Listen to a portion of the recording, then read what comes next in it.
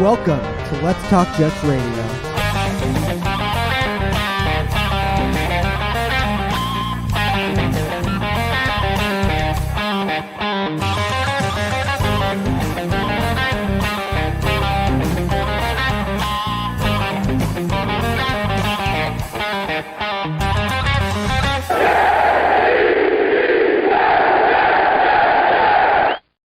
Mr. Primetime. Biggest game of the year, season on the line. Let's go. Happy New Year to everybody. Happy late Christmas. Happy Congratulations to Notre Dame for beating South Carolina tonight. Congratulations to Florida State beating Oklahoma. What's up, everybody? Hope everybody's doing well on this Friday where the weather was almost 60 degrees today in New Jersey, which is tremendous. Beautiful day today. And thank you to Jose, who had me on a show last night. That was quite entertaining. A lot of fun. Guess my invite got lost. Thanks. All good. So, Mr. Primetime, what's on your mind, man? How you doing? Hanging in there, man. Getting ready for the playoffs, the return of Mike White. Level of confidence going into the game? Games, man. Not just at the quarterback position, but the head coach, the rest of the staff, all the rumors. So much is riding on these two games for both teams, really. What's your level of confidence? I'm feeling pretty good. You know, I keep going back to those, 2009 vibes where, the team was just down, they were out of it, and all of a sudden, a few things break their way. And I just think they're going to take advantage of it. They set themselves up to be in this position by going 6-3 earlier in the year. And I think they're in position now to recapture that now that they have their quarterback back. Okay. So there's a lot. Let's start with the first thing. It's an away game in Seattle. Do you think the weather or the crowd will be a factor whatsoever? I always worry about the crowd, especially in Seattle. I mean, 12th man there does a phenomenal job. It's everything that I wish, that we had at MetLife Stadium to, create a true home field advantage. So, you definitely worry about that, but how do you offset that? You get a solid ground game going. You make life easier on Mike White. You avoid, letting him take all those hits. You get the ground game working. You take the crowd out of it. Yeah, I mean, 40 degrees and rain. I mean, they've dealt with worse in Buffalo, so it shouldn't be that too big of a deal. But I think, do you have any concerns of them coming out flat? I mean, they should be well rested coming off a Thursday night game. But I mean, heads got to roll if this team comes out flat. So somebody's got to lose their job if this team comes out flat. Yeah. The playoffs on the line. You just lost 4 in a row. There is zero excuse for coming out flat. Like I didn't like what Salah had to say today about, just getting off the mat. It's not about the playoffs. Bullshit. It's about making the playoffs. If you can't get this team off the mat with the playoffs on the line, you're not the man for the job. Like these guys should be motivated as hell to go out there for these final 2 games. The fact that they even had this chance after losing 4 in a row, you should be fired up for this opportunity. I didn't like that either, though. I was just like, dude, like I would be like, just, I don't know, different fire and brimstone kind of approach, like aggressive, feisty, like let's go kind of deal. But I was kind of surprised by that too, to be honest with you. I don't know if he's just trying to take the pressure off them, downplay it or what, but it is pressure, dude. You got to win 2 games. Absolutely. It's just so I guess we can go to the injury report, and which was a name popped up today, which I was a little surprised, where Nate Herbig is questionable, which could be a good thing or a bad thing, because if LDT has to play, then is that really a bad thing? I mean, Herbig struggled a little bit the last couple weeks, as the George Fant, which you have the other guy back, that Cedric, I always say his name wrong. Bowie, I think. Yeah. Could there be changes on the right side? I mean, the offensive line hasn't been great, but I mean, I think the last thing that you want is a whole bunch of reshuffling. I mean, Herbig's been pretty solid since he's been out there. LDT, he kind of came in late this year, so I'd prefer it if Herbig's capable, if he's out there. Yeah, and we're not firing Tyrone tonight. Tyrone's dealing with some personal stuff, so we have thoughts and prayers with him and his family. So no, we're not going to rip Tyrone too much tonight. Kill Switch Engage was phenomenal, dude. I've seen them a bunch of times. They were ridiculously good. My ears are still ringing. So good. So the injury report, other than that, you get LaMarcus Joyner back too, which is a pretty big deal, because I like Will Parks, but as much as we rip Joyner, it's nice to have that stabilizing, force back there and knows the defense can run it. They've had some mistakes in the last couple of weeks. Yeah, and he's been playing a lot better since those first couple of weeks where he was getting burned on some big plays. So it's good to have him back there, much needed. Sucks that Eccles is going to be out because depending on how they line things up, if they have somebody follow Lockett in the slot and things like that. I mean, Echols might be needed on the outside. So. Yeah, and that's the one thing. Lockett was like, if Lockett wasn't playing, I feel a lot better. Not that you want to see guys be out, but he's a really, really good player, man. Stretches the field. Gino's got good chemistry with him. So as of now, he's questionable, which looks like he's going to play. I think he told Richard Sherman that he's going to play. So that's a big ad for the Seahawk offense. But so if you go, we'll start with the Jets offense. First and foremost, it's all about Mike White. And my biggest concern going into it is him completing the game, being able to complete four quarters, taking big hits. Is he going to be a little gun shy, which I think will be, which is probably to be expected, I think, right? What is a realistic expectation for Mike White on Sunday? I mean, my biggest concern also, I mean, how does he respond once he takes that first hit? Because he hasn't, taken any contact over the past, 2.5 weeks. He says he feels good, but he's going to have that extra protection. Does that limit him mobility-wise? He's already not the quickest quarterback out there. So, yeah, I'm definitely worried about that. And then, like you said, I mean, does he start rushing his mechanics? Yep. Does he alter the way he goes through his progressions to try to get the ball out quicker? I mean, a number of issues could arise from this if he's genuinely hurt or if, he re-injures it taking a hit or two. So, yeah, O-line's got to really step up. Yeah, there's a lot of pressure on the offensive line to protect him. There's a lot of pressure on LaFleur to have a creative game plan where he's not going to throw the ball 48, 50 times and get rid of it quickly. And I'll keep saying it, dude. I would have Strevler active, and 3rd and 3 or less, if you want to do running plays, let him do run pass options. You want to do a quarterback dive, let him do it. Like, not to call him, preserve Mike White, dude. I don't want to take him big hits. And Strevler, he proved he can run the ball, dude. I agree to an extent. I would have Strevler active, but first quarter, first half of the game, unless it's needed, I'm not changing the offense and bringing Strevler in on 3rd down. I'm letting Mike White operate. I'm trusting him to make those short throws, which he's been capable of doing. He's been moving the chains. He gets the job done on 3rd down. So I'm not gonna get too cute and try to throw Strevler out there. Unless it's needed. If the offense isn't moving and you're in the second half, close game, then start changing it up. You go to plan B. You put Strevler out there. But first half, let Mike White get into a rhythm. Yeah, I get him in the rhythm, but like 3rd and 1, shit like that. I don't want Mike White just taking just endless shots early on. I'd be creative with it. And if they don't have him active, I think it's a mistake, dude. I really do. I think all hands on deck. If it's a known quarterback sneak, like a yard, less than a yard, yeah, I mean, I think that's different. Yeah. All hands on deck for this game. Dude. I wouldn't go too crazy. So then you go to the offensive line, which has struggled for the last couple of weeks. While the Seattle Seahawks defense isn't great and they're bad against the run, anything can happen on any given Sunday. In the last 3 weeks, we've had confidence, and the offensive line has failed. Let's just call it what it is. They've struggled. Now you want to say they were pressuring the line because Zach Wilson was back there. They're going to go at the Mike White too. They see blood in the water too, man. They know we want to hit this quarterback and knock him out of the game. So a lot of pressure on the offensive line. And it's to me, it's more the right side than the left side. Tomlinson hasn't played well, but I think the right side's really struggled, dude. It seems like they haven't gelled since George Fant came back for whatever reason. I don't know if he's playing hurt or it seems like he's kind of been the weak link more often than not. A lot of penalties too. He's just really been struggling. But yeah, it sucks that what was it, the Panthers? I think they had like 310 yards rushing. The Jets couldn't get anything going on the Lions. Yeah, I mean, I think part of that is definitely teams just stacking the box and trying to dare Zach Wilson to throw. I think that should change a little bit. But I think that's also why you got to come out and not be afraid to throw the ball on 1st down. Quick slants, get the ball out, quick screens and stuff like that. Set yourself up, 2nd and short, then you open up the entire playbook. Make life a lot easier to try to run the ball from there. You pass it up the run, and that quick pass, the quick slants. You can do a lot of things. Use the tight ends, the running backs, that back. But we've been saying this for a month now. Yeah, and they don't do it. So then you go to running backs, and running backs are interesting because Zonovan Knight struggled a little bit, but I think it's because the offensive line wasn't getting any blocking. So Saleh today said it's going to be a running back by committee. He mentioned James Robinson, which I'm like, that ain't happening. I think it's still going to be Michael Carter, Ty Johnson, and Zonovan Knight. But do you think they feature one guy amongst others? Like last week, Ty Johnson showed a lot. He had a big burst where Zonovan Knight is probably maybe still hampered by his injury.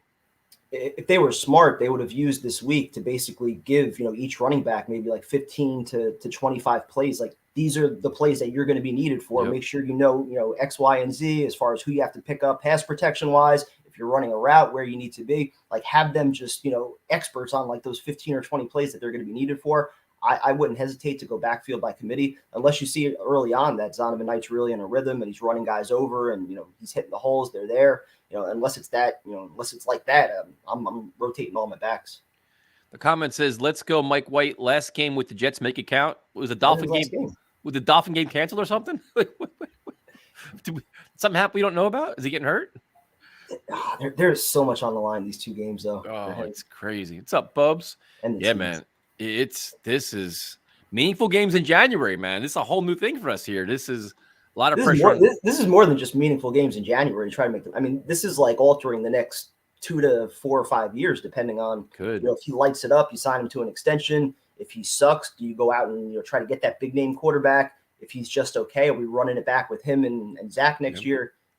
There's so many different possibilities. Or if they lose both games, there'll be changes to the staff because you're going to have to have a scapegoat, losing 6 in a row to end the season. Yep. So they're going to be, it's going to be interesting. So you go to wide receiver group. So Seattle has Woolen. They have a good corner. They have a decent secondary. So it's like, obviously Garrett Wilson's a Jets guy, but the one thing about Mike White, he does successfully, he spreads the ball around, dude. He'll get 9 guys involved, 10 guys involved. He'll if you're open, he's going to hit you, which is a good thing. So that could mean more Elijah Moore. Jeff Smith is out, but that could mean more Corey Davis if he catches the ball. Maybe Berrios, the tight end should be involved. But do you have confidence that the Jets, with the receiving group, could take advantage of some mismatches? Because of what you just said, the fact that Mike White does spread the ball around, I think that's a little bit of extra motivation for these guys, whether, they're the first read or the third or fourth read. These guys are going to be running hard because they know that if they get open, Mike White's going to read the defense properly and he's going to see them. And he's probably going to make the throw as long as, his ribs are okay. So, yeah, I think there's just going to be a different energy from everybody in the offense, really, because they believe in their quarterback. I think that trickles. Yeah, and I think the tight ends as well, man. Conklin and Uzuma, you have talent. I mean, there's plays be available, dude. I think there is. This isn't your same old Legion of Boom Seattle Seahawks defense. It's not. I feel like the tight ends are probably going to be mostly blocking, though, right? Just to try to keep Mike White standing up, right?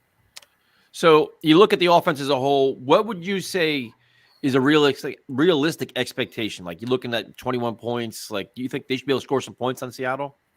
I'm hoping for somewhere between like 24 and 27. I think that's realistic. I think they've been able to move the ball when Mike White's been out there, as long as he's not too banged up. I don't see any reason that, we can't move the ball on the Seattle defense. The biggest thing, though, is once you get into the red zone, you got to get 7. We saw it with the Viking game where, 6 possessions in the red zone. I think they only punched it in one time. You got to be able to convert those trips into the red zone into 7 points. It's a must, man. And that's where there's a lot of pressure on the floor, dude. Like, he says all the right things in his press conferences. Got to convert this. Got to do this. I don't give a shit about excuse. Like, there's no excuses, man. This is your offense. This is all your guys are here. Your quarterback is here. Yes, he's injured, but this is no excuse on offense, man. Put up points. Their scripted plays have got to be on point. Like, you don't want to waste a quarter and a half sitting around in like quicksand. In the last few weeks, it always seems like after they get that first down, or they finally get into opposing team's territory, there's always that one killer penalty that makes it first and 20 or second and 15, starts, and then they can never bounce back from that. So you got to avoid that shit. Yeah, the false starts are killer, man, always. So you go defensively, you're going against Geno Smith, who I like. I don't have the hatred some people have. Like, I like Geno Smith. He had a Pro Bowl caliber year. He's been accurate. He's been running the ball. He's been effective. He's doing a lot of really good things. But I think you can rattle him. You can get him off his spot. You can get him frustrated. So, but I think first and foremost, you got to stop the run, which something the Jets haven't been able to do, man. They've been struggling with that too. Like, you got to stop Walker. That's where I think the defensive line is going to dominate. Plain and simple. They have all the accolades. Quentin Williams is going to be all pro, team MVP, all these great things, right? Dominate. Yeah, he was out for that one game. They got him back last week. There's too many good players on that defensive line not to shut down the run, and being able to do that, having some trust in your secondary, having some trust in your corners. I'll take it a step further. Like, you got to be able to blitz at some point. I know Solid preaches, covering you to death and, trying to play it safe and keep everything in front.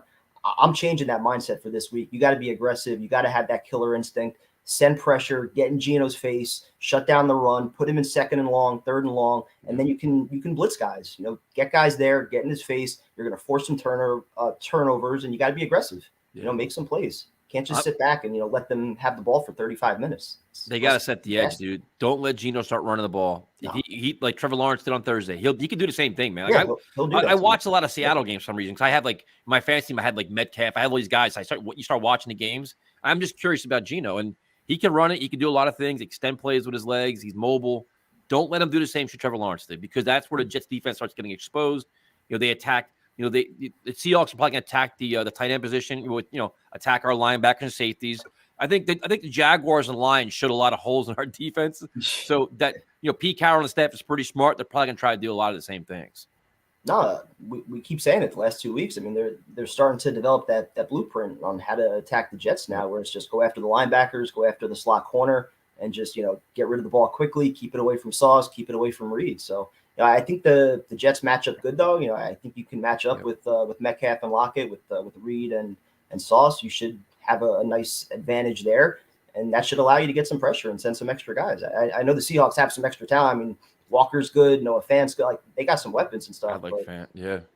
We got no excuses at this point. We Joyner, have the playmakers, they got to play aggressive. Yeah, and Joyner is playing. But this is the kind of game. This is the kind of game where all the money you spent on Carl Lawson, this is the kind of game he's got to show up. Yep. Like all these high-priced guys on defense, Lawson, Rankins, Quinnen. I'd like to see more Bryce Huff. He's not, Mosley, but Bryce Huff should play a lot more than 6 snaps. I mean, use him more, utilize his speed, and speed. Jermaine Johnson on the edge, Michael Clemens, like use all these guys, but the big money guys. You mentioned Mosley, your Pro Bowl Mosley, all these guys make plays, dominate. No stupid penalties, no blown tackles, no missed assignments, no half-ass arm tackles like we saw on Thursday where they were just like mailing shit in. This is put up or shut up time for all these guys, especially Lawson, man. This is why you brought him here, for big games like this. Earn the contract. 2 big games, final 2 weeks, that's how you earn it. No, it's true. And then you look at, like you said, they have, if Lockett plays, they have Lockett, they have Metcalf, good challenges for our corners, but you have a sense of confidence with our corners. Like DJ Reed, kind of a revenge game against his old team. He's fired up and he's pissed off he didn't go to the Pro Bowl. So I like our matchups in the secondary. But do you think they're going to try to match up Lockett on Michael Carter? Yeah. And absolutely. do you think Saleh would actually take Sauce and try to shadow him? Or I think that would make sense. I mean, why have your third best corner on one of their top 2 receivers? I mean, if you could take their top 2 out of the game. And that's why I was mentioning Echols before, because if you're going to move Sauce around and possibly put him in the slot to shadow Lockett, I think Echols would probably be a better fit. He could actually match up with Metcalf with his size, give him some safety help. Like there's a lot. They got some speed at wide receiver, man. What's the guy? Goodwin. The guy. Yeah, he's good too. So you look at that, but overall, the defense coming into it, for the most part, they're healthy, dude. You got Quinnen back, you got Joyner back, you have your corner. Like this is your best chance to win. You have your quarterback back, you have your defense back. All your defense healthy, and then you look at special teams, which has been this is where it's like the hidden points and the hidden yards in special teams with the Braden Manshank punts, the bad returns, the bad return coverage. They've got to clean it up, man. They've had 3 weeks now, just 3 or 4 weeks of bad special teams. Yeah. It's got to be better the last 2 weeks. It just especially on the road. You don't want to be starting in your own end zone. I mean, that's recipe for disaster. Man's got to be able to pin teams deep, make Geno Smith go 90 yards if he's going to score. Shit like that. Like all that stuff adds up in a game like this. If you're actually in field goal range, Zerline's got to make the kicks. All those points add up. So. Yep.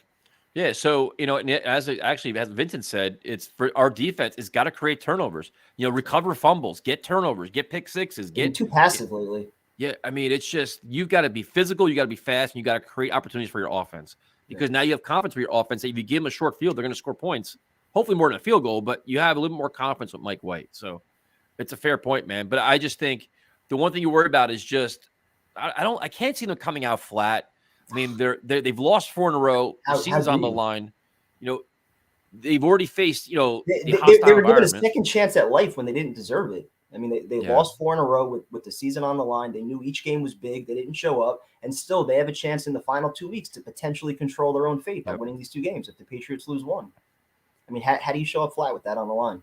And they've been like Mike White's already been in like the hostile environment with Buffalo. He's been in Minnesota, so the crowd noise shouldn't.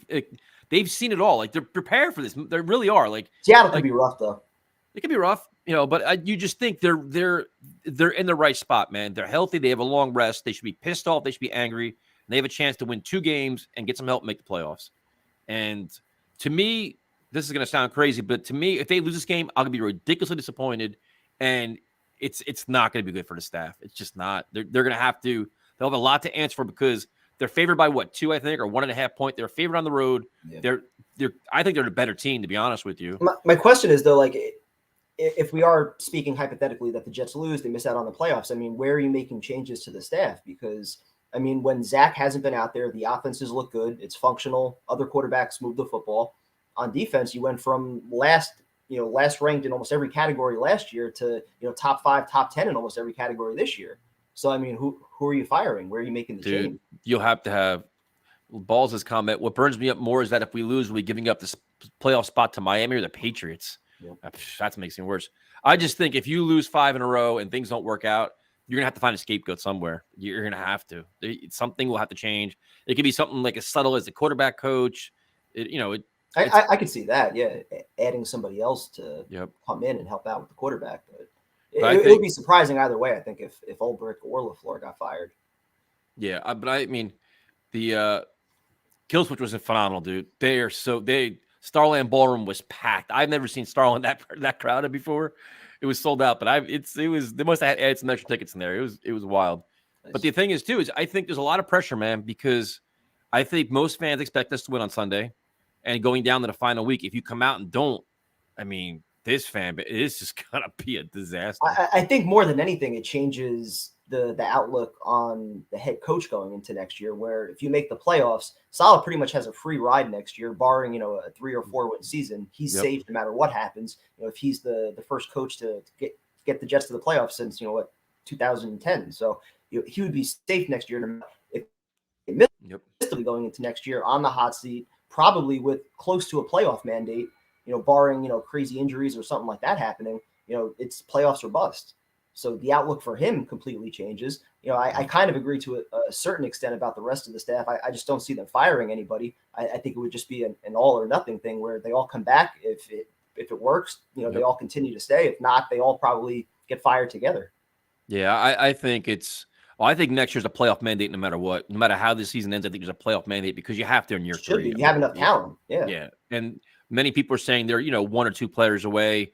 I'm not talking about Derek Carr and this shit tonight because I don't care about it. Like, I want to talk about Mike White. Dude, I'll deal with the quarterback when the season's over and everybody wants to argue about all the other shit. But I'm curious to see what Mike White does, dude. I think he's got an opportunity now. Like the one thing that boggles my mind for some is, did you watch the video on One Jets Drive with him hanging out with his family and his wife talking about it, how he talked about his teammates, how he wanted to play so bad? Like, you listen to the guy talk, like he's the ultimate underdog, dude. And he loves the game. He loves the teammates. He loves everything about it. And he's so personal. Like, how do you not want to be your quarterback? Like, how do you not root for that guy? It's impossible. No, just from watching him from the outside, I completely agree. But like just watching the player interactions too, I mean, that takes it to another level. Just seeing the way that they all rallied around him, the way they responded to him once he took over. It's a different energy around him compared to, even Flacco and other quarterbacks that have had, some success within the offense. There's just a different kind of energy that, the players have when they're around Mike White. They love him. They respect him. He's one of the dudes. No, he's just a dude. You're right. He's a guy that they just want to hang out with. He can relate to everybody. He's personable and he wants to win. You want to get that contract so bad, dude. Because this would be his first big time guarantee money. Even if it's $7-8 million a year, it's life changing money. He's got a couple kids. So can I be negative for like 1 second? Because it's been on my mind. It took us how many minutes? 23 minutes. Go ahead. Well, I went back a few times to like 2009. That's the positive way I'm thinking, right? Right. We were down, we were out, we come back, we win. Over the last like 24 hours, I've had more thoughts of 2015 coming back in my head, where we all kind of got suckered in to the Fitzpatrick debacle, where we knew what he was. I mean, different quarterbacks again. Mike White, younger quarterback, not proven. Fitzpatrick was, a journeyman, but we got suckered into that experience. He didn't beat anybody good that season. They win 5 in a row towards the end. They lose in Buffalo, and there's that feeling of like, all right, there's unfinished business left. So they bring him back. They pay $16 million, and in the process, they also gave up on a young quarterback named Geno Smith, who was very immature at the time. Shouldn't have been playing probably, his rookie year. We talked about that earlier in the week. He shouldn't have been playing his rookie year because of Rex putting Sanchez back out there in the Snoopy Bowl. He was forced into that. So the Jets kind of failed that situation. They made it worse by bringing Fitzpatrick back. Made it even worse by drafting Hackenberg in the second round to delay the. This is a long sense of negativity here, by the way. I'm saying though the trickle down effect of bringing Fitz back, waiting on the quarterback decision, and all of that, it ultimately created this cycle that we've been in for the last like 5 years. So, do you worry in any way that because Mike White's only played 5 or 6 games? I'm a huge Mike White fan. Again, I'm in the same boat as you. I'm rooting for him to get the contract. But do you worry in any way that this is maybe fool's gold? He gets the contract. We bring back Zach for another year, or possibly even trade him, and we stick with Mike White, and it doesn't work. and we miss on other quarterbacks. We don't go after the big name. Like that's my fear. That's my biggest fear, that we give up on another young quarterback and this cycle just repeats again. Well, Mike White's young. No, I know. But it's also, but again, like, and this is the this is like, saying that it's only been 5 or 6 games. Like, he's got to like really play legitimately well these final 2 games to earn that contract. Like, I want him back. The problem is that big money where you're saying you're definitely the starter. You know, he's got to have like some big time throws in there and actually put the team on his back at times, probably, to get him in the playoffs. Well, I mean, it's hard, dude, because he hasn't played a full season yet. So even if he plays 2 more games, you really don't have a full resume of what he is. You're just going on the potential, which is a lot of times a young quarterbacks, you're paying for potential. What do you think? You drafted Zach Wilson because of potential. That's how you draft these guys. What kind of contract is that, though, based on potential? The only thing in the Jets' favor, I don't know if you're going to find another team that's willing to. Can we just enjoy Sunday? Can we have these arguments after the season once we make the playoffs and win a game or 2? Like, I'd like to, but I'm saying like that's how much is riding on these 2 games, though. Quarterback, coaching staff, like all of it, dude. Now you're just getting destroyed. They're calling you the Grinch. I know. I agree. I'm trying to embrace. You guys all know I love Mike. I'm rooting for him. I've been in his corner all year. Nothing would make me happier than to see Mike White go out there, ball out these final 2 weeks, and become the Jets franchise quarterback. I'm just throwing the wrench in there because we've seen this before, that the seeds are starting to get planted where, you know, you got the one quarterback who we're not sure of, you might bring back, the young quarterback you might give up on too soon that you played when he shouldn't have played. That's all I'm saying. This is the quote of the night. I'm trying to wrestle that thought out of my brain, so help me out. Went from kill switch to kill joy. Wait, well done, prime time. Yeah, so a lot of pressure. This is a good question, though. When we win Sunday, I like your confidence. You're offsetting prime time's debacle. I think we're gonna win Sunday. When we win Sunday, do y'all think we get flexed to Saturday or Sunday night and finally get that prime time monkey off our back with a strong performance? I think so. I think so too. I think it's gonna be a night unless game. They do Jacksonville, Tennessee. Which is, I mean, that game, that Tennessee team, they didn't play anybody last night. That shit was ridiculous. Yeah, they didn't need to, though, right? Yeah, no, they didn't. Didn't matter. I think the Jets get flexed, though. I think that's going to be Jets-Dolphins, the Biddle rivalry. You know, I think that would probably get flexed. Yeah. That's an easier game to sell. Lit like a Christmas tree on that shit, then. It's only needs a full day to drink. Yeah, right. Mike White can lead this locker room. Offensive line needs to protect him. He needs to get the ball out fast when he has to. No passes behind the line of scrimmage, please. I hate that one screen they do all the time. Drives me crazy. Use Elijah Moore. The Seahawks are going to be looking for that, though. They're going to be looking for the short passes, you know, him getting the ball out quick. And dude, again, we could almost call it now. He gets hit also. Whenever you see Berrios in motion, some of the plays, you already know what the play is going to be. The minute they start moving, you're like, you know what it is. We know what it is. I'm half in the bag during these games. I can see it. Right? Seriously, like the certain motions, like, I know what this is going to be. Well, I mean, now that you have Davis and Mims back, I mean, you could put those guys on the outside and just keep using Elijah Moore in Berrios' role. Put him in motion and let him do those things. Prime time. Can I be negative about this Santa guy for a second? What if he's not real? Is he not the guy? Could be possible.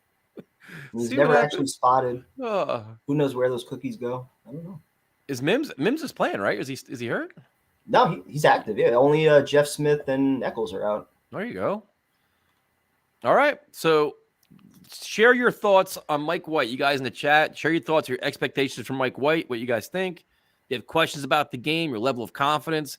I hate being this confident. I hate it.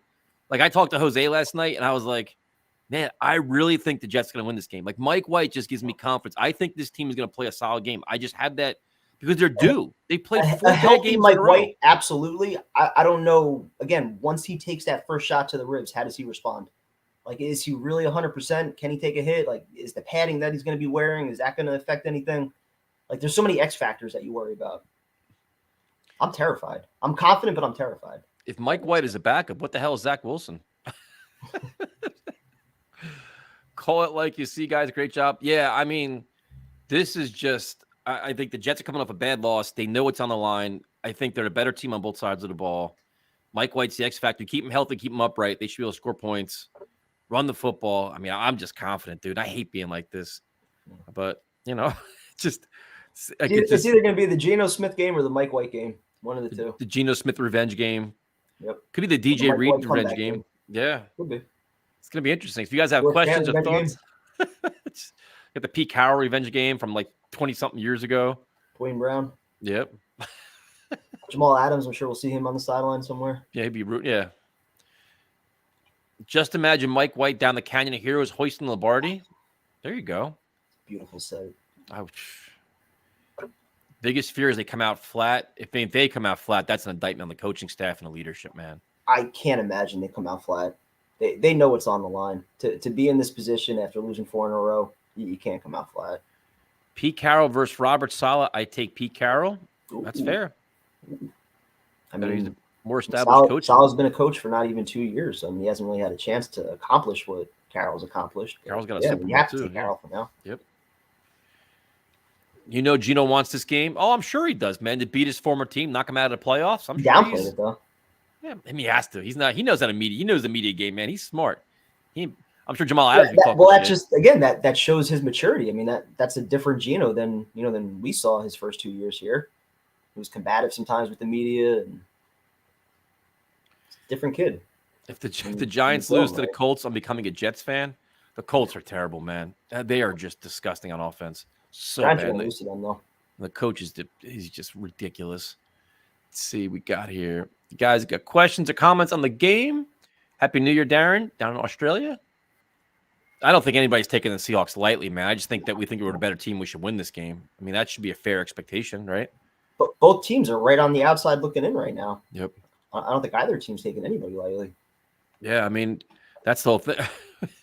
See, and this is where the year of the Jets comes in. See, now the question I have for Afram, though, 2022 is year of the Jets. So what is 2023? I'm still blaming Afram for this losing streak because he went off of his win prediction and he said 11 wins. Once he said that, it's been downhill. That's true. Dwayne Brown and Reed know this offense and defense scheme to the bone.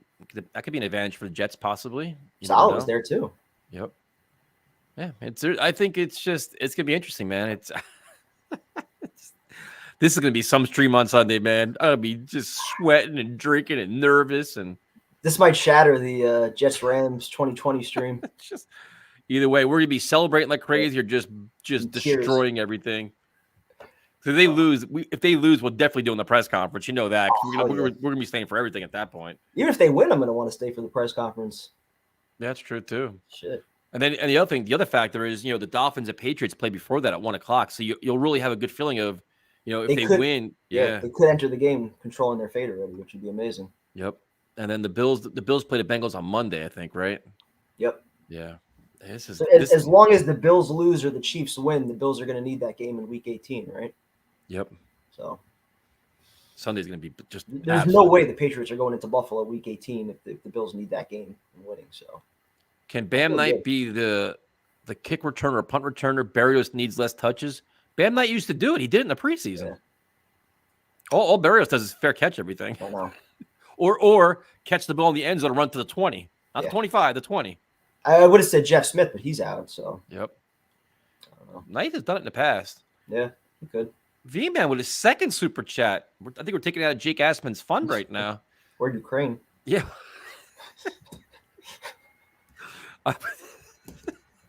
I want to see Garrett Wilson burn Woolen to end the defensive rookie of the year talk. That'd be cool. That'd be cool. And solidify himself for offensive rookie of the year, perhaps. Get over 1,000 yards too. Big week for Garrett Wilson too. There's a lot of good things that could happen on Sunday. Everybody's good, man. I'm just busting because we know that V-Man's he supports Green Bean and Aspen like crazy, so he's probably half their salaries on a yearly basis. So Berrios was so clutch last season. What happened to him? I don't know, man. No idea. I don't Hesitant catching fair punts. He had the 2 bad drops back-to-back weeks. I mean, I don't know. And we were all happy he was resigned. We were happy for him. He took less money. We thought he'd be a good asset to the offense. Drop passes. The return's been just inconsistent. Surprising, man. Really surprised by him. That was like Zach's guy, too. Maybe that's the problem. RBH is going to the game. Have a great time, man. Enjoy it. I think what's-his-face is going, too. Jets Unleashed is going, too, isn't he? Somebody said they were going. Yeah. Whoever's going, have a great time. Have a great New Year's. Jake Hub up on Vincent. Oof. Times are changing around here. How soon into the call? My We always hang up on him. Michael Carter has been terrible. We have no run game without Brees. I wonder if Carter's playing hurt, though. That's the only thing. He hasn't had that usual burst and physicality. I mean, the first 8 or 9 weeks of the year, I mean, we kept commenting like he looked almost on the same level as Brees at times, Yep. where he was always getting those yards after contact. He kept his feet moving, and you're right. Like the last few weeks, he's been different. Elijah Moore needs the ball in this game. 100% agree. Definitely got to Everybody do needs that. the ball. Whoever's Yep. open, spread it around. But the tight ends as well, man. I think Mike White will do that, though. I don't have any doubts about that. You're probably not going to have one featured receiver. Can we see some trick plays this Sunday? I mean, the last 3 trick plays I think LaFleur did were at the worst times possible. They were all in like loss of yardage too, weren't they? I mean, what do they even have left to like try like a flea flicker or some shit like that? End around pass. I don't think they've broken out that this year. Where is it? Do we see Ty Johnson at all? We mentioned this earlier, but I mean, he came in last week. It was like instant energy, instant pop. Like, why not? It can't hurt. I would. All hands on deck at this one. I'd rotate all 3, like I said. Vincent was at work when he called it. It was loud and distracting. Probably does that shit on purpose. I know he does. Sets up phone calls. According to NFL Next Gen stats, the Jets have used an empty formation, a league high 14% of their offensive plays. They've got empty on a league leading 133 plays. Interesting. Who's a slot receiver for the Jets? Should be Elijah Moore. Yeah, I think so too. I mean, they said during the bye week they were going to start working him in there a lot more. They try moving everybody around, but I think it's probably going to be more, though. Yeah, with Corey Davis back now, it has to be, I think. Yep.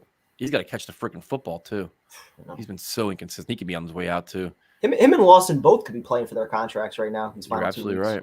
Right? Special teams going to be very important. 100% agree. You can't have another one of these Braden Man 4 out of 5 shitty punt games. No. Not in this weather and, all the field position you are trying to get. Can't miss field goals. Can't leave points on the board. Can't start your own 20. Ever since that Bears game when Ty Johnson was productive, LaFleur stopped using him. Ever since they broke the coin streak, that's been our downfall. We haven't won a game since then. You really think the Patriots will lose this weekend? I personally think they win. Well, do you like Teddy Bridgewater? That's probably the question, I guess, right? I feel good about Miami. But the Patriots suck, dude. End a long they're not a good team. No, they're not. They're not. Just I can't believe we lost. They don't even have an offense. They don't have a real offense. They don't even have a quarterback. They call plays. They don't have an offense. Just got to root for the Dolphins, which is sickening. Doesn't matter. We get to take care of them week 18. Tyson, what's the weather? It's sunny in Seattle Sunday. Well, you're telling me what it is.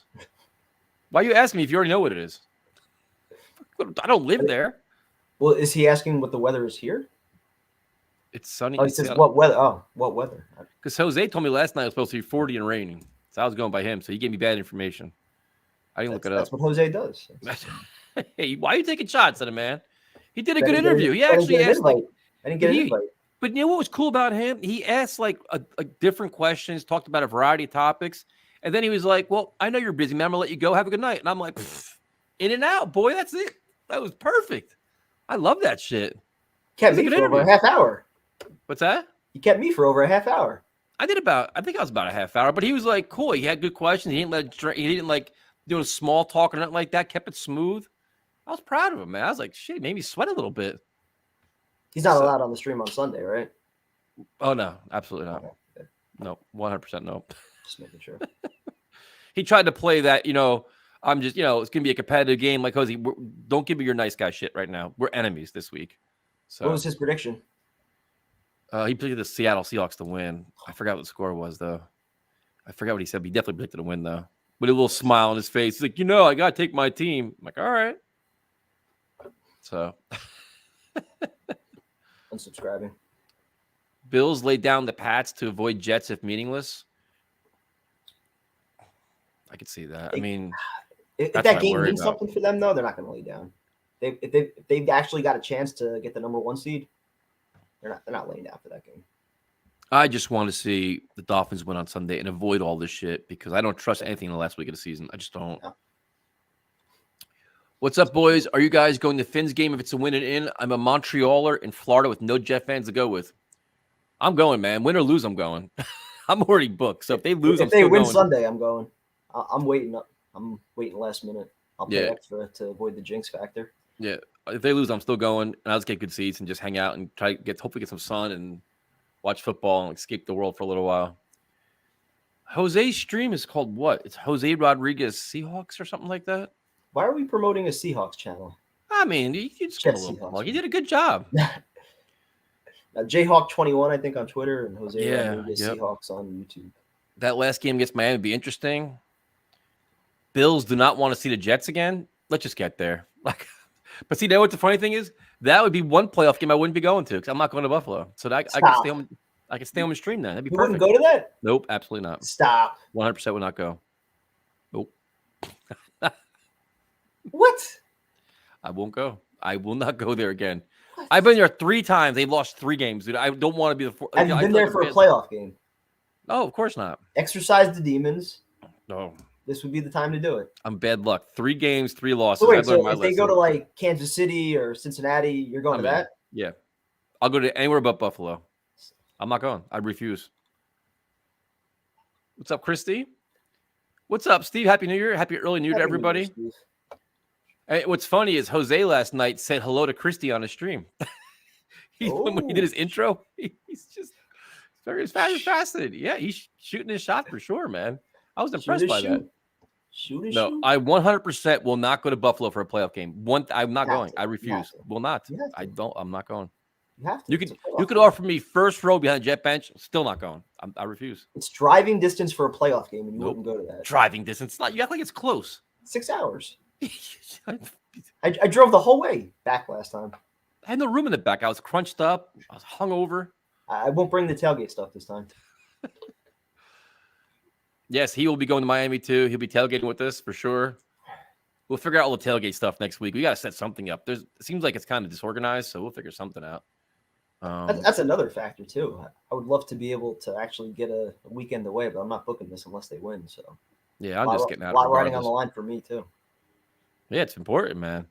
Ticket price will be cut in half if they lose. I know. Shit. I haven't bought seats yet, man. As you guys all know, the tickets right now in Miami are ridiculous, especially for us people that don't like setting upper level.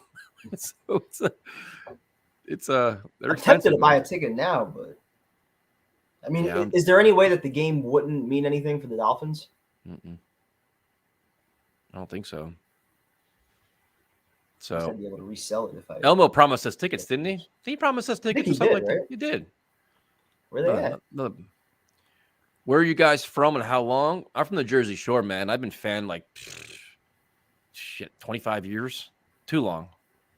I've been a season ticket holder. Well, my dad's been a season ticket holder since the 80s. I started going in the early 90s, and I'm from Edison in Morristown now. Yeah, I had season tickets for a long time. Gave them up 5 years ago, 6 years ago. I was just tired of paying for preseason, tired of losing.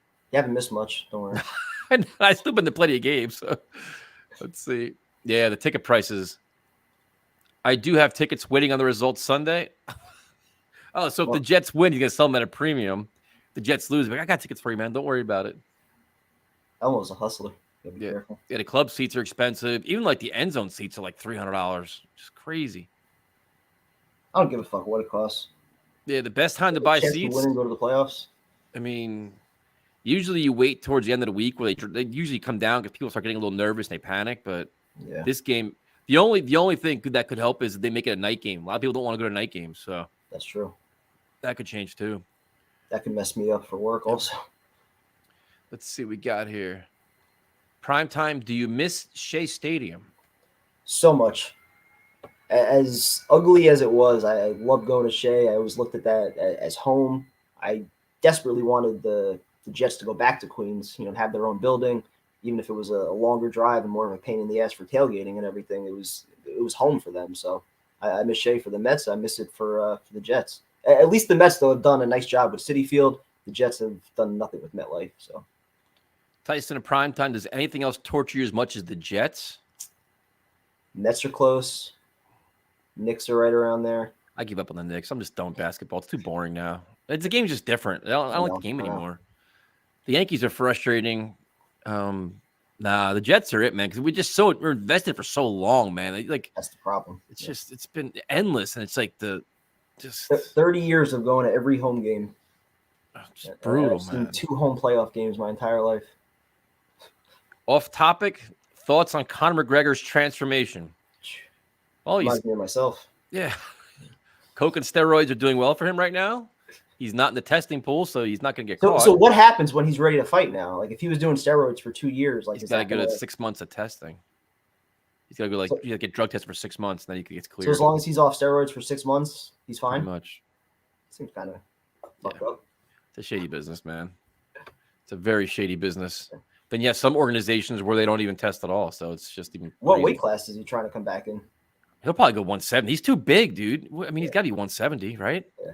He's enormous. I thought he was talking about like 185, right? No, I give up. Basketball is just not like I like the Knicks, man. Like when they had that run in the playoffs and then the Hawks bounced them out, I was into that. But it's just regular season games are boring, man. We really gave up a 60-20 triple-double at home. That's when Julius Randle broke all the chairs. Why do you guys hate MetLife? I'm curious. It's a glorified. Yeah, I mean, just prime time. I can do an hour speech on this. It all starts with the phone call that me and every other season ticket holder received once they were moving to the stadium, where they very casually and nonchalantly said, "Oh, your current seats, which we were paying, I don't know, like $50 or $60 for per game at the time, we're now going up to $700 per game with a $25,000 down payment for the right to buy those seats." So they forced out all the diehards. The home atmosphere has never been the same. Since they moved to MetLife, they made the playoffs in 2010, but they've never had a home playoff game there. Mm-hmm. So it's a different vibe. There's tons of opposing fans that take over. It's miserable getting out of that stadium. If you leave during a close game where it's 80,000 that are all leaving at the same time, you're sitting in the parking lot for like 2 hours. Yep. I mean, there's no juice. There's nothing that says Jets about the stadium. There's no home field advantage at all. It's just different. The acoustics suck. You're a lot higher. Like if you sit in the upper level, you're a lot higher than you used to be. It's the parking to get in, parking to get out. The way they route you out of the stadium, they close half the gates. You got to walk all the way around for no reason whatsoever. Yeah. It's just like you go there, you go to MetLife, then you go to any other place. We've been to Dallas. I've been to Dallas, Green Bay, Tampa, Carolina. Baltimore. I've been to probably 7 or 8 other stadiums that are much better than it's not even close. Yep. And this stadium's fairly new. It's not like it's old. It's new. I like the Meadowlands better than this shit. Me too. It's terrible. I hate that place. Absolutely hate it. With passion. Let's see. If any of you are able to attend a game at Shea, you understand. Yeah, there's no home field advantage, man. Like Fireman Ed tries his ass to get people going, but it's just crazy. And that's another problem too. Like the clubs and everything inside, like they're nice as shit. Like, we've been fortunate, we've had a couple games where we've been inside the clubs. Like they're so nice, but you get tons of people that just go inside, they sit, they have a drink, they go to the bar, they're playing. It's like a social event. It's not a game. Yeah, exactly. It's not about going to a football game and making noise. If you ever pay attention between the 30-yard line, especially in the lower level and the club seats, half those seats are empty. Like even during the important moments, big game, like people are inside just enjoying themselves in the club, especially if it's raining, if it's cold. Yo, thank you, Chris, man. Appreciate that. Appreciate that, Chris. Thank you. Happy New Year. Yeah, no, it's not the same. And you're right, because like when I had season tickets, dude, you saw the same people in your section week in and week out. Yep. You walked in, it was like one big family, man. This is like 1,000 people when you walked up. I sat in the last row in the upper level. I was happy as shit up there. Because nobody sat behind me. We could yell, we can curse, we could drink. Nobody bothered us. But when you walked up, you saw the same people every week. How you doing? How's your family? And when somebody wasn't there, we're all calling, hey, man, you're right. What's going on? Yep. And then when we went to MetLife, they moved me all the way down. So I was like upper level, like row 5, which was all right. But dude, every week was somebody different sitting next to you. Like, who the hell is this clown? Like, what? Like, it was just terrible. And then the prices kept going up, and the parking passes and all this other shit. It was like, and then all you're watching is losing. You got no return on your investment. Nope. So, and even worse, I mean, usually most seasons you're looking at StubHub or Ticketmaster in October and November, and you're seeing the same tickets that you paid full price for that are worth like 20% now. Like you can get them for pennies on the dollar. So it's just a slap in the face. And again, they make you buy the preseason tickets. You've never had a chance to buy playoff tickets in this building. Nope. I mean, there's so much to be pissed off about. Yeah, and there were some years where they would ask for the playoff money like 4 weeks ahead of time. The Jets weren't even locked to make the playoffs. You're asking for playoff money. Don't worry, it's an investment in your tickets for next year. Yeah. And they've already announced ticket increases for next year. When the Mhm. Jets were like, what, 6-3 or something like that? Like, oh, we're raising ticket prices. Yeah. Don't make the Exactly. playoffs this year, and it's going to smack you in the face. Yep. So that's the part of the team I don't like at all. Yep. As of now, it looks like Lockett's playing. He was questionable. I think they're going to have – you can at least give it a try. So we'll see what happens. He had like surgery on his hand, right? Yep. Yeah. But It was only like 10 days ago. Surprised he's playing so quick. What was this? Why can't the Jets develop young quarterbacks like the Giants do? I mean, wait, they had Eli Manning for like 30 years. And Dable is doing a good job with Daniel Jones. That's the only guy they've groomed. Who else have they groomed? I mean, they haven't really had to groom anybody else But that's because what I'm they saying. successfully had Eli. They had Daniel Jones this year. That's it. And they don't know if they want to give him a big contract or let him go. So what exactly are the Giants doing? I like Brian Dable. They've done a good. That's what I'm saying though. Dable's done a good job with Jones. He might be back. I would not be surprised if Woody is eyeing Sean Payton if it doesn't work out. I would be surprised because Woody Johnson's cheap as fuck, and he hasn't spent one goddamn cent on a coach yet. Tell me one prominent coach he's paid. They've all been first-time guys. He doesn't spend money. He doesn't give up power. I'd be shocked. Well, let's just say in theory he was willing to. I mean, how would that even work? You know, if you ultimately wanted to bring back Saleh, but only if Sean Payton was the guy to replace him. Like you didn't want to, hire another journeyman and do that whole process again. But if you can get the top guy, you would do it. How does that work? How do you do that without, King and Saleh finding out and creating a whole mess of it? Yep. Woody Johnson's too cheap, dude. I never think he'll do that. Yeah. Just don't. I've been saying that for as long. He's just that desperate now. He's getting old. He wants to see a winner before he sells the team finally. I don't know. I mean, I don't see it. And I, like I said, I'm a Sean Payton guy. I would take him in a heartbeat. I'd trade a first-round pick for him. There's just Woody Johnson won't do it. He won't. And they're gonna, it's like they'll bring Saleh back. They'll bring Douglas back next year, one more year, and see what happens. So, do you think Joe Douglas has any say in that? In terms of what? Saleh? In terms of the head coach, if Sean Payton's a possibility, is Saleh safe? I mean, but Sean Payton would probably kick him out too. Sean Payton would probably want personnel say. He'd be like, "Yeah, I'll come here, but you're out too." He's gonna want. Douglas will stay for a year, and then we'll play the game again. The head coach brings in the GM, and we'll go through that cycle. Yeah, so we'll see. But I just don't think that'll ever happen. I think Saleh and Douglas both come back next year. Hopefully, with off a playoff spot this year.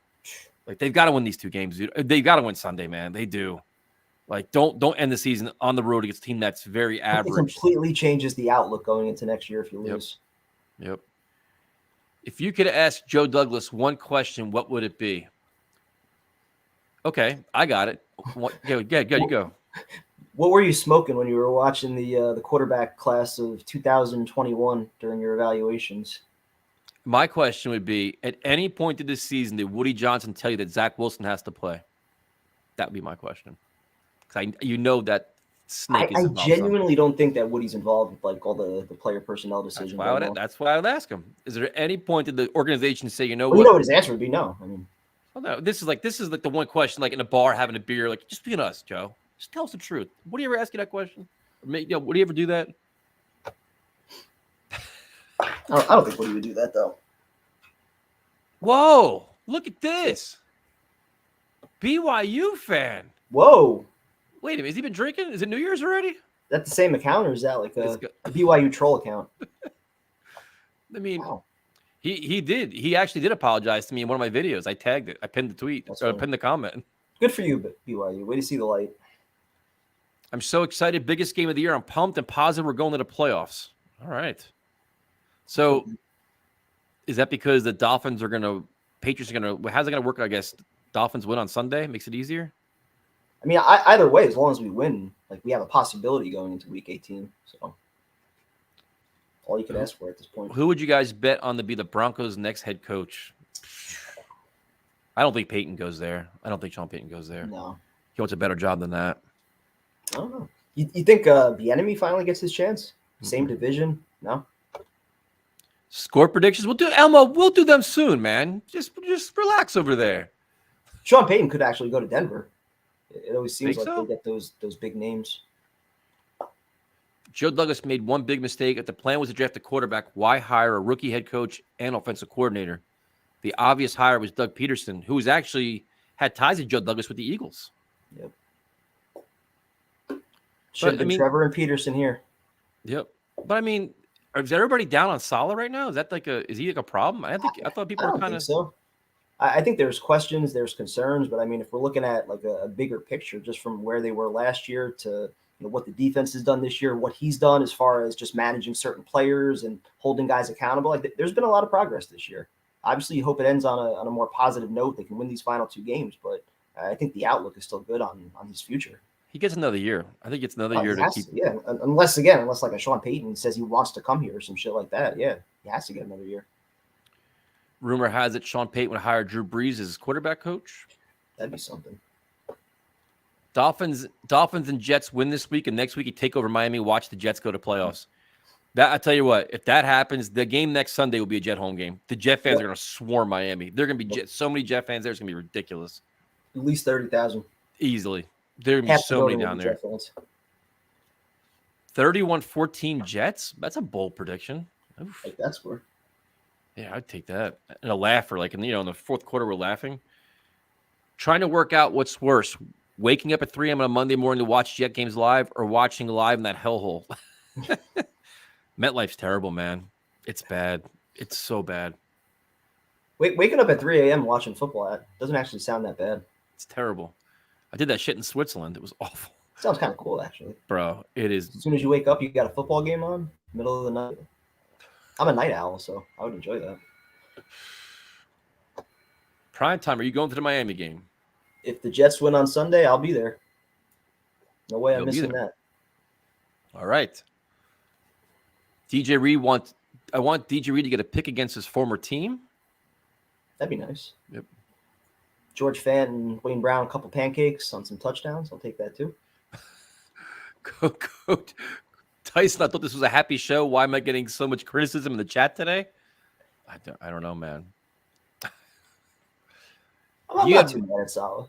If you had one question to ask Robert Saleh, what would it be? Ooh. Why did you start Zach Wilson year one? What did you genuinely see in training camp that made him deserving of the starting quarterback spot as a rookie?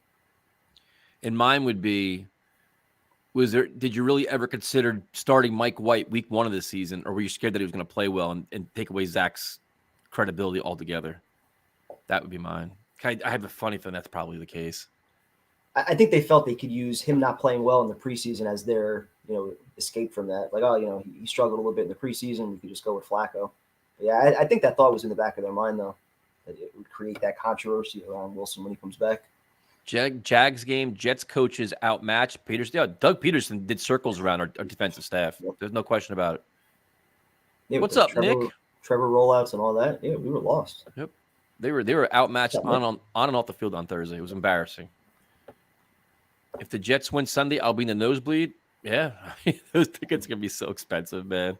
I'm sitting lower level. I don't give a shit. Yeah, me too. There's no way I can't. A game like this, with all the money I've spent on bad seats for bad games, game like this, I'm gonna enjoy it. Yep. Let's see what we got here.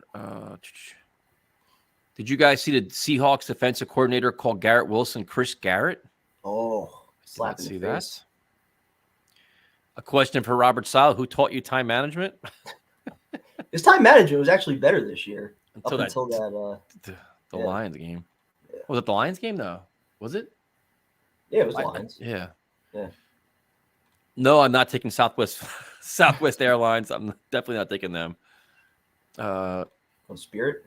What is your guys' favorite MetLife game you're at, even though you both hate it?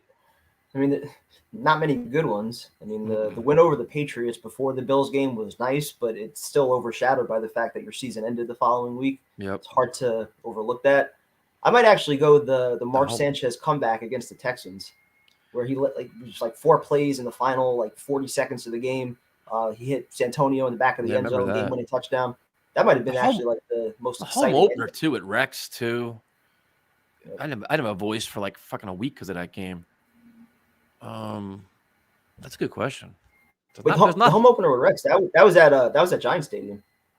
What was the first game? What was the first game? Oh, the Ravens. The Ravens, where we had the 45-minute rain delay and lightning and all that bullshit. And then Ray Lewis knocked out Dustin Keller. That was how we introduced MetLife the proper way. So then what's the favorite game then? Shit, there's not a lot. There's not many. There's not many. No, there's It's been a not. losing season, so except for that first year. I was confident about a win Sunday, but then I heard Sean's call on Tuesday. Now I'm confident we're going to lose. No, we called Sean out on it. That he was bluffing. The call was funny. Yeah, Jose tried to pull the same shit with me. So yep. let's see. Not down on Saleh. However, both Brian Daboll and Doug Peterson already have successful histories of developing young quarterbacks. That's fair. It's fair point. Definitely a fair point. Peterson won a Super Bowl. It's not act like Peterson isn't a good coach. I didn't no problem with Peterson. Oh, he's a solid coach. I got it. When that hiring cycle came around, everybody's saying he's a retread. You need a new, young, innovative guy. You need a fiery guy. You know, it's when Saleh was hired, everybody was happy. Everybody was praising the hire pretty much universally. Yeah, we were pissed when he walked out of the building. Yep. The first time after his first interview. Yep. How much do unused timeouts cost? I mean, everybody's taking shots at Saleh now. I don't get it. Oh shit. Are they going to use Ty Johnson and James Robinson this week? I don't think Johnson, I would think so. Robinson, I don't know about. I don't think Robinson. Yeah, I don't think Robinson. We'll see though. What's your most disappointing Jets moment? Jesus, there's so many of them, man. It's like a list of them. Go down this rabbit hole. No, we're not. We're going to embrace positivity. It started when I was 10 years old. It started when I was 10 years old, and we were up 10-0 at the half, or right after the half against Denver. Wow. Then it went to, from there was probably the Raiders playoff losses. Then it goes to. Can we talk about happy stuff? I wasn't too upset after the Colts championship game because that year felt like a bonus. But the following year, the Steelers lost. That completely demoralized me. I'll end on that one. How much and does Victor DJ Cruz dancing all over us the following year too? That killed me. They ruined two of my Christmases. How much does relationship? I had a 3-year relationship that ended like 2 weeks after that. How much does DJ Reed done with everything? How much does he charge Derek Carr for the number 4? We have to go down these paths now. It's not going to be Carr. This is all Kevin. Minute Kevin said, "Can I talk about some negative stuff for a second?" Well, we recovered after that. Not Chat much. brought us back to all the solid negativity. I didn't do that. This is, yeah, exactly. Not. I'm feeling good this week. My quarterback has returned. We got a shot at the playoffs. I'm not being negative. Predictions for Garrett Wilson's stat line on Sunday. 7 catches, 85 yards, and a touchdown. I'm going to say 6 for 101 and a touchdown. Ooh, big play in there. Denzel Mims saying hi to you. Mims is going to return this week. What's up, Denzel? Probably won't see much playing time because Corey Davis is back, but you never know. He might be out there a little bit. You never know. So, well, guess we'll start going. Give us your score predictions. Let us know what you think. Elmo is now blaming you. If we lose Sunday, I'm blaming Primetime, who had to bring up negativity. I'm just bringing up all the different scenarios that could possibly play out in the event that the Jets win or lose this Sunday. So a lot of shit can change based on how they play this week. Dude, if they lose on Sunday, this stream is going to be complete. I will be out of my mind. Forget just the stream Sunday. I mean, think about the next few weeks and the offseason, all the chaos that's going to happen if the Jets play like shit this Sunday. It's going to be weeks of this. It's going to be months of this bullshit. This stream on Sunday will be complete chaos. I mean, there's going to be like shotguns, beers, shots. Just do we set up a bingo? A Geno Smith version? No, we're not going to. I think everybody's pretty confident here. 24-13, 24-17, 28-17. There we go. 13-10, 24-20. You know what's funny is like, can you imagine this game's like a tie game with like 5 minutes left in the fourth quarter? Can you imagine the stress levels we're going to have? Oh. I might have to like turn my camera off.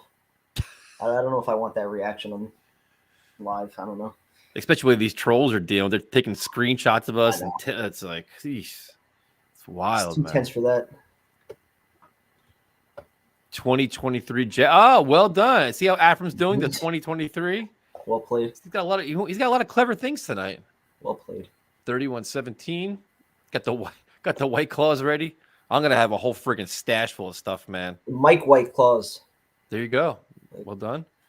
BYU fan coming back with some positivity. Oh, 34 points. A lot more stress if Pats lose because we got to start capitalizing. Okay, here's a good question. What's worse, losing to Seattle or winning in versus Miami and get blown out? Oh, Damn. if we all go down to Miami and they get blown out, that's gonna be a miserable experience. Yeah, That's because gonna that's going to take a hit on my wallet and be playing right another back, stadium just I won't thinking go about to that. then. Because I'm not going I back to think losing in Buffalo ever. Miami would probably be worse. Yeah, I don't know. a winning in game when you get blown out in front of probably 25,000 of your own fans.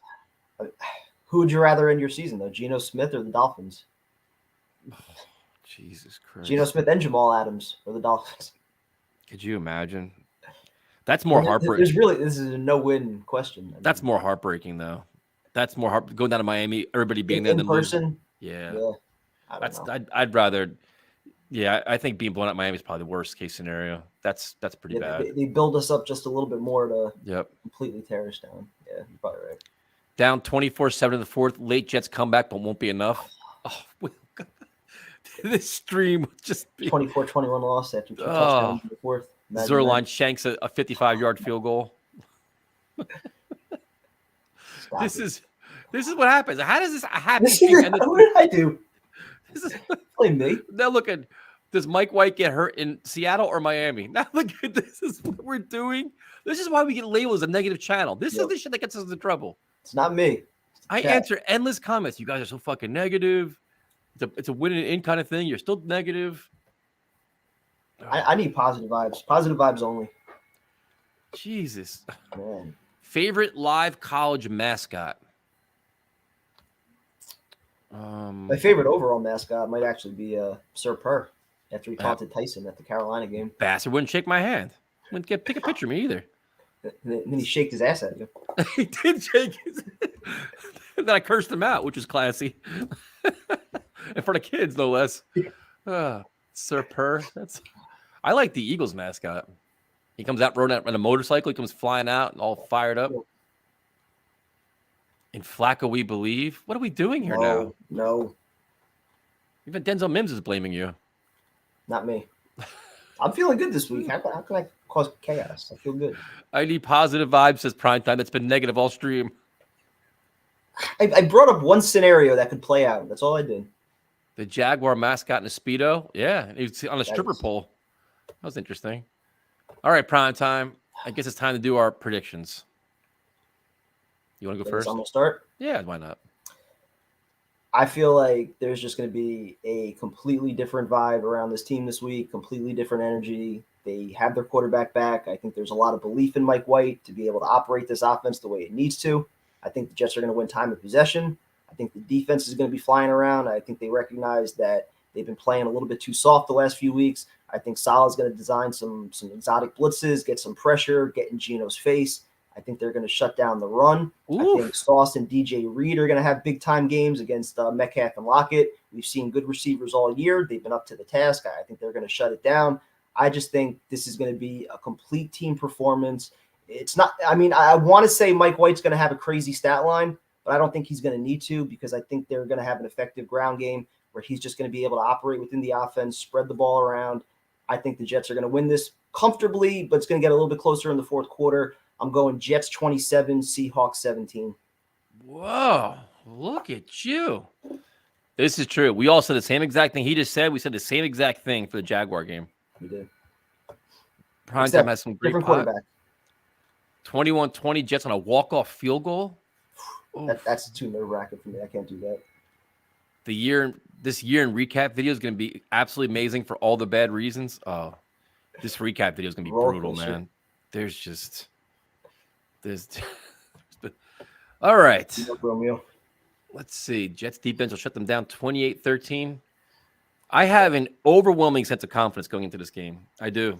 I think they're going to rally around Mike White. They're going to rally around Salah. A lot of leadership. I think they're a better team, better defense. It's not your same old Seattle team. I respect Pete Carroll. I respect Geno.